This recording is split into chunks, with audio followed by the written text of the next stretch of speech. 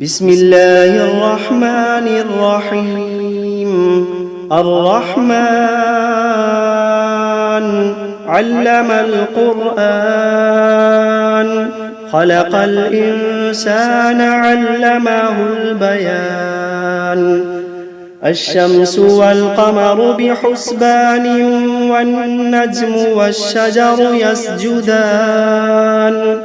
والسماء رفعها ووضع الميزان، ألا تطغوا في الميزان. وأقيموا الوزن بالقسط ولا تخسروا الميزان. والأرض وضعها للأنام، فيها فاكهة والنخل ذات الأكمام. والحب ذو العصف والريحان، فبأي آلاء ربكما تكذبان. خلق الإنسان من صلصال كالفخار، وخلق الجان من مارج من نار. فبأي آلاء ربكما تكذبان. رب المشرقين ورب المغربين، فبأي آلاء ربكما تكذبان. مرج البحرين يلتقيان، بينهما برزخ لا يبغيان. فبأي آلاء ربكما تكذبان. يخرج منهما اللؤلؤ والمرجان، فبأي آلاء ربكما تكذبان. وله الجوار المنشآت في البحر كالأعلام، فبأي آلاء ربكما تكذبان. كل من عليها فان، ويبقى وجه ربك ذو الجلال والإكرام. فبأي آلاء ربكما تكذبان. يسأله من في السماوات والأرض كل يوم هو في شأن. فبأي آلاء ربكما تكذبان. سنفرغ لكم أيها الثقلان، فبأي آلاء ربكما تكذبان. يا معشر الجن والإنس إن استطعتم أن تنفذوا من أقطار السماوات والأرض فانفذوا، لا تنفذون إلا بسلطان. فبأي آلاء ربكما تكذبان. يرسل عليكما شواظ من نار ونحاس فلا تنتصران. فبأي آلاء ربكما تكذبان. فإذا انشقت السماء فكانت وردة كالدهان. فبأي آلاء ربكما تكذبان. فيومئذ لا يسأل عن ذنبه إنس ولا جان. فبأي آلاء ربكما تكذبان. يعرف المجرمون بسيماهم فيؤخذ بالنواصي والأقدام. فبأي آلاء ربكما تكذبان.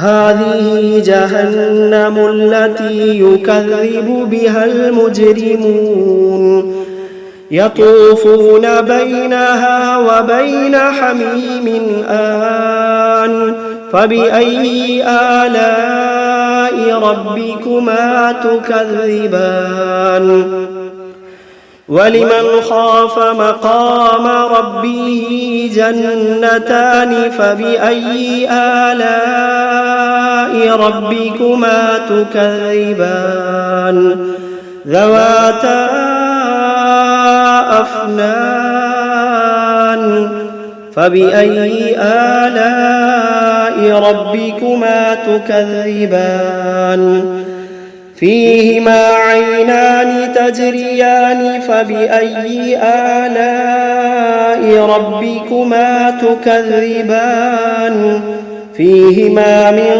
كل فاكهة زوجان فبأي آلاء ربكما تكذبان متكئين على فرش بطائنها من استبرق وجنى الجنتين دان فبأي آلاء ربكما تكذبان فيهن قاصرات الطرف لم يطمثهن إنس قبلهم ولا جان فبأي آلاء ربكما تكذبان كأنهن الياقوت والمرجان فبأي آلاء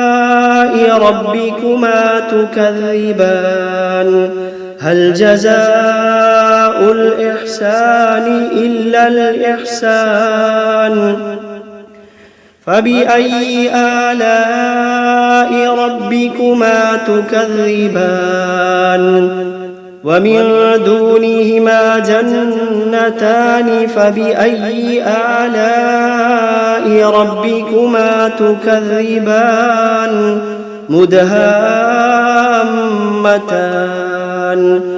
فبأي آلاء ربكما تكذبان فيهما عينان نضاختان فبأي آلاء ربكما تكذبان فيهما فاكهة ونخل ورمان فبأي آلاء ربكما تكذبان فيهن خيرات حسان فبأي آلاء ربكما تكذبان حور مقصورات في الخيام فبأي آلاء ربكما تكذبان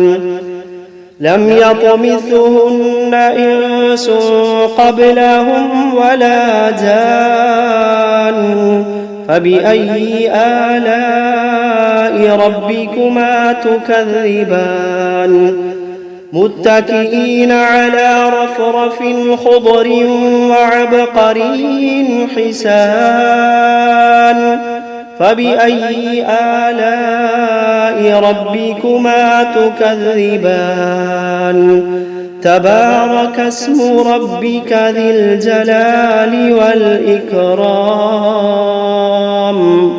بسم الله الرحمن الرحيم تبارك الذي بيده الملك وهو على كل شيء قدير الذي خلق الموت والحياة ليبلوكم أيكم أحسن عملا وهو العزيز الغفور الذي خلق 7 سماوات طباقا ما ترى في خلق الرحمن من تفاوت فارجع البصر هل ترى من فطور ثم ارجع البصر كرتين ينقلب إليك البصر خاسئا وهو حسير ولقد زينا السماء الدنيا بمصابيح وجعلناها رجوما للشياطين وأعتدنا لهم عذاب السعير وللذين كفروا بربهم عذاب جهنم وبئس المصير إذا ألقوا فيها سمعوا لها شهيقا وهي تفور تكاد تميز من الغيظ كلما ألقي فيها فوج سألهم خزنتها ألم يأتكم نذير قالوا بلى قد جاءنا نذير فكذبنا وقلنا ما نزل الله من شيء إن أنتم إلا في ضلال كبير وقالوا لو كنا نسمع أو نعقل ما كنا في أصحاب السعير فاعترفوا بذنبهم فسحقا لأصحاب السعير إن الذين يخشون ربهم بالغيب لهم مغفرة وأجر كبير وأسروا قولكم أو اجهروا به إنه عليم بذات الصدور ألا يعلم من خلق وهو اللطيف الخبير ألا يعلم من خلق وهو اللطيف الخبير هو الذي جعل لكم الأرض ذلولا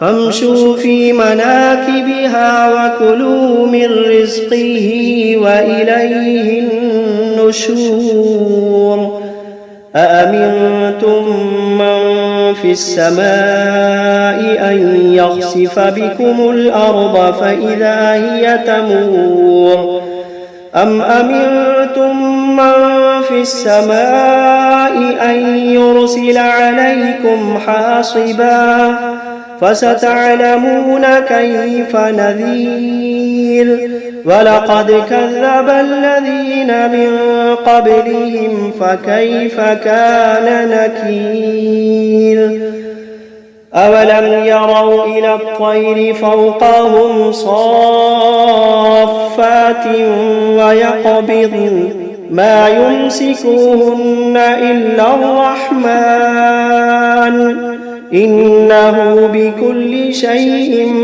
بصير أمن هذا الذي هو جند لكم ينصركم من دون الرحمن إن الكافرون إلا في غرور أمن هذا الذي يرزقكم إن أمسك رزقه بل لجوا في عتو ونفور أفمن يمشي مكبا على وجهه أهدى أمن يمشي سويا على صراط مستقيم قل هو الذي أنشأكم وجعل لكم السمع والأبصار والأفئدة قليلا ما تشكرون قل هو الذي ذرأكم في الأرض وإليه تحشرون ويقولون متى هذا الوعد إن كنتم كنتم صادقين قل إنما العلم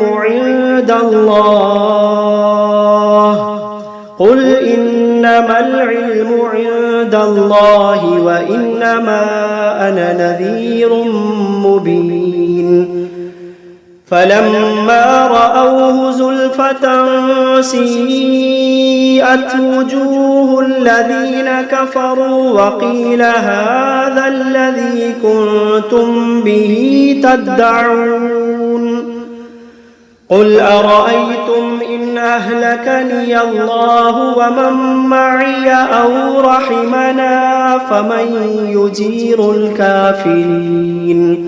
فمن يجير الكافرين من عذاب أليم قل هو الرحمن آمنا به وعليه توكلنا فستعلمون من هو في ضلال مبين قل أرأيتم إن أصبح ماؤكم غورا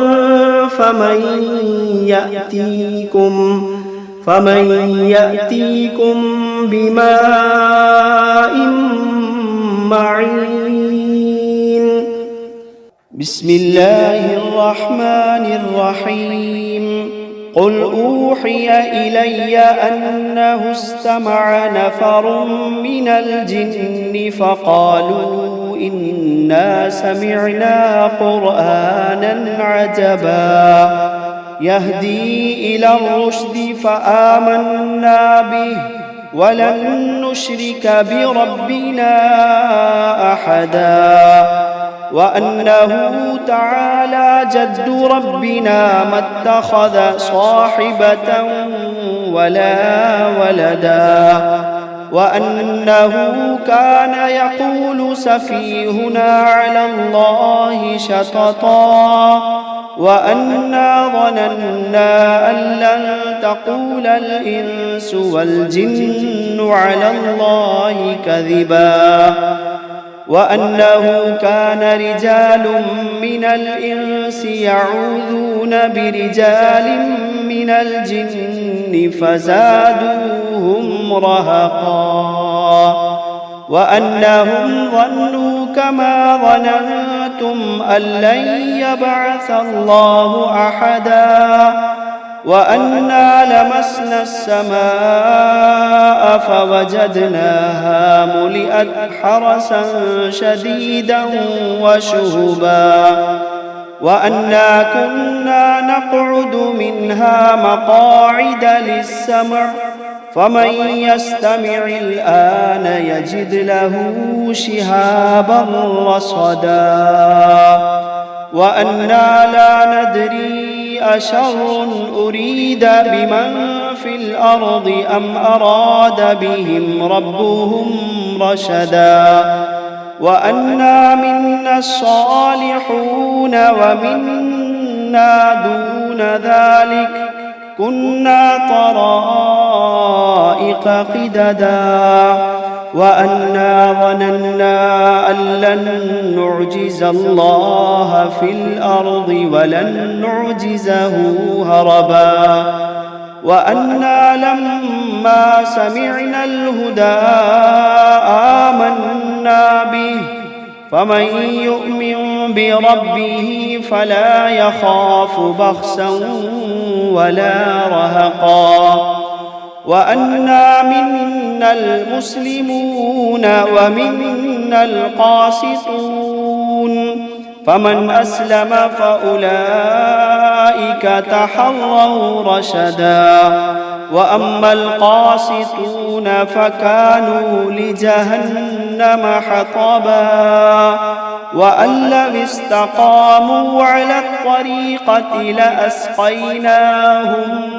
ماء غدقا لنفتنهم فيه ومن يعرض عن ذكر ربه يسلكه عذابا صعدا وأن المساجد لله فلا تدعوا مع الله أحدا وأنه لما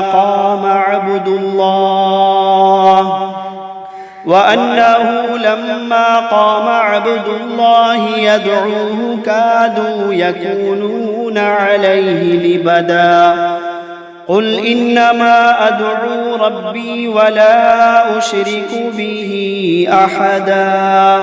قل إني لا أملك لكم ضرا ولا رشدا.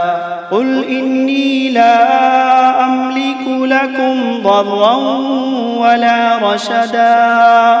قل إني لن يجيرني من الله أحد.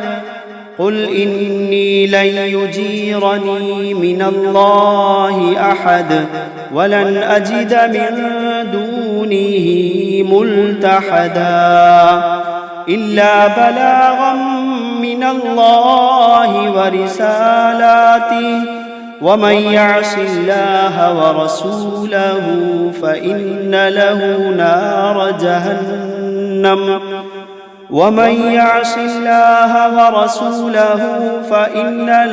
نار جهنم خالدين فيها أبدا. حتى إذا رأوا ما يوعدون فسيعلمون من أضعف ناصرا وأقل عددا.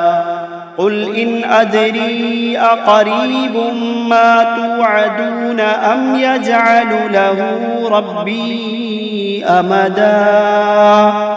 عالم الغيب فلا يظهر على غيبه أحدا إلا من ارتضى من رسول فإنه يسلك من بين يديه ومن خلفه رصدا ليعلم أن قد أبلغوا رسالات ربهم وأحاط بما لديهم وأحصى كل شيء عددا.